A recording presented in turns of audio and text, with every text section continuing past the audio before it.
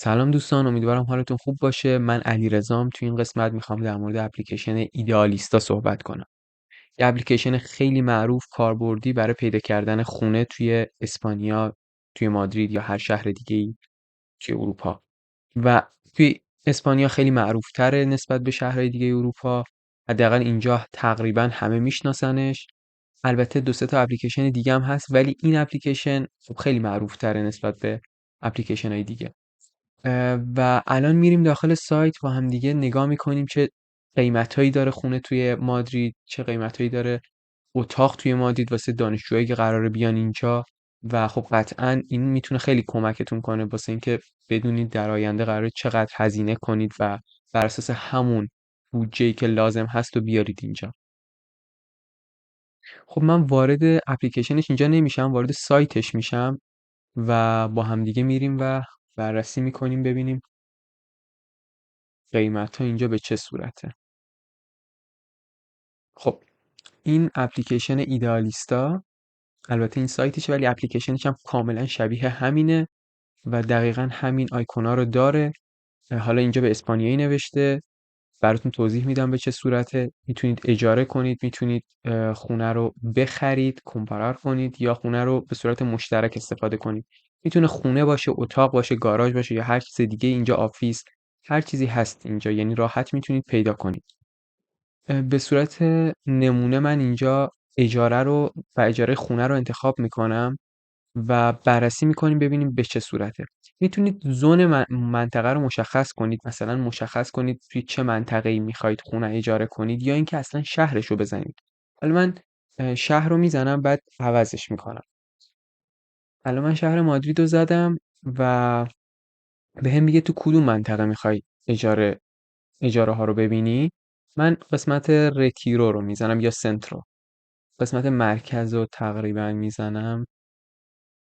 این منطقه خب خیلی گرونتره، منطقه‌ای به شدت شلوغ و خیلی هم معروفه، مخصوصا اپرا.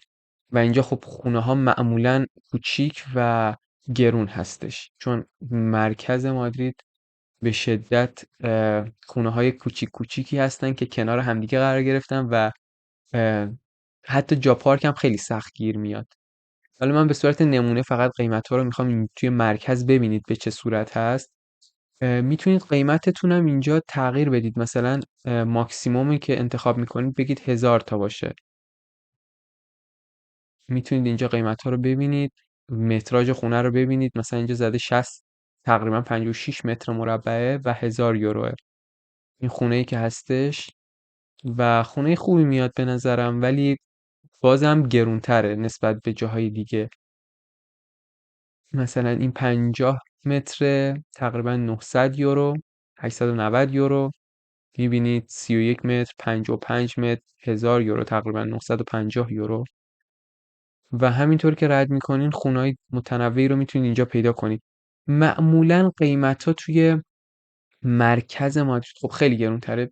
حالا هر چقدر فاصله میگیرید از مرکز و به سمت شهرهای اطراف مادرید میرید یک کمی قیمت ها کاهش پیدا میکنه، ولی به صورت نرمال میتونم بگم که قیمت توی مادرید معمولا، استان مادرید، کومونیداد مادرید، معمولا بین 800 تا 2000 3000 یورو هستش. یعنی قیمت خونه ای که میخواید بگیرید معمولا همین قیمت هاست. اگر یک جای مناسبی رو میخواید پیدا کنید تقریبا همین قیمته، مگه اینکه یک کمی از مرکز مادرید خارج بشید و به خارج از مادرید حتی دورتر، یعنی تا استانهای اطراف مادرید، اونا باز قیمتاشون خیلی کمتره.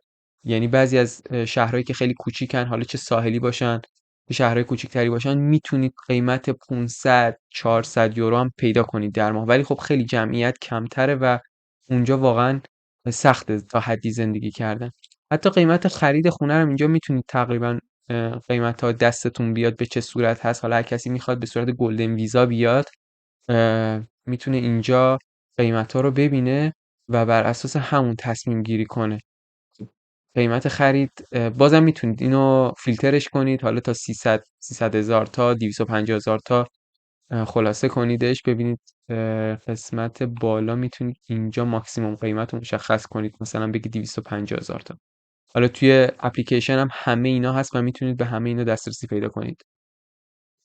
نکته دیگه ای که هستش، اتاق برای دانشجوها هستش که اتاقی که میخوان دانشجوها اجاره کنن به نظر من داخل خود مادرید اگر بخوان اجاره کنن تقریبا بین 400 300 400 حداقل قیمتی هستش که یک دانشجو میتونه اجاره کنه. حالا من الکیلار دوباره میزنم اینجا و اگر بشه من واسهتون بیارم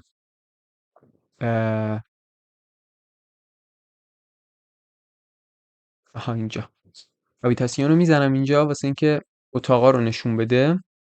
اینجا قیمت ها رو میتونید بازم کمش کنید دیگه، یعنی قیمت ها رو میتونید به 300 و 400 برسونید. ببینید چطوری قیمت ها. ببینید مثلا یه اتاق داره میده 4 تا پسر با هم اشتراکی استفاده میکنن ولی خب 400 و این تو مرکز دیگه، منطقه نسبتا شلوغی هم هست. اگه باز یکم از مرکز خارج بشین یکم دورتر برید خب قیمت ها خیلی بهتر میشه. الان من بخوام اینو واسهتون درست کنم، میتونید حتی یک نکته‌ای که داره، میتونید خیلی راحت منطقه‌ای که میخواین رو به صورت یک شکل بگید تو کدوم منطقه میخواید خونه اجاره کنید. یعنی خیلی راحت این موضوع هم قابل حله که بتونید خونه‌ای که مورد نظرتون هست رو پیدا کنید. خب من الان اینو انتخاب کردم. خب من الان الان تازه پیدا کردم اینو. میتونین خیلی راحت قیمت ها رو اینجا به دست بیارین. یه گزینه بود که بتونین پیدا کنین قیمت های مورد نظرتون رو. 300 400 380 قیمت هایی هستش که تو مرکز چیزیه که برای یک دانشجویی که تازه میاد باید مد نظرش باشه. همینطور میتونید خب مشخص کنید که برای دختر هستش برای پسر هستش. اینجا قشنگ مشخص شده است که کسی که میخواد نباید سیگار بکشه. این توضیحاتش رو دیگه اینجا میده و میتونید اینجا با تلفن با اون شخص در ارتباط باشید یا توی واتساپ بهش پیام بدید. اکثرا که تقریبا همشون اسپانیایی هن. من ندیدم توشون ایرانی باشن. میتونید یک روش دیگه هم انتخاب کنید به جای این اپلیکیشن ها. گروه های ایرانی هستن توی تلگرام که راحت میتونید باشون ارتباط برقرار کنید و خونه‌ای که میخواید و اون اتاقی که میخواین رو پیدا کنید اگر در دسترس باشه.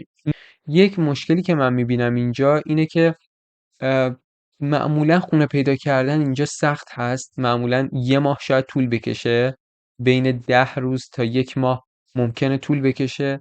برای همین کسایی که میان اینجا یه ایربی میگیرن یه مدتی اینجا هستن تا اینکه یه خونه‌ای بتونن پیدا کنن باب طبعشون باشه و اینکه صاحبخونه اینجا قبول کنه، چون معمولا صاحبخونه‌های اینجا یه کمی سخت اجاره میدن. به همین خاطر لازم هستش که یه کمی وقت بذارید واسه اینکه خونه بخواید پیدا کنین، چون یک موضوع خیلی مهمی هست واسه کسی که تازه میاد اسپانیا.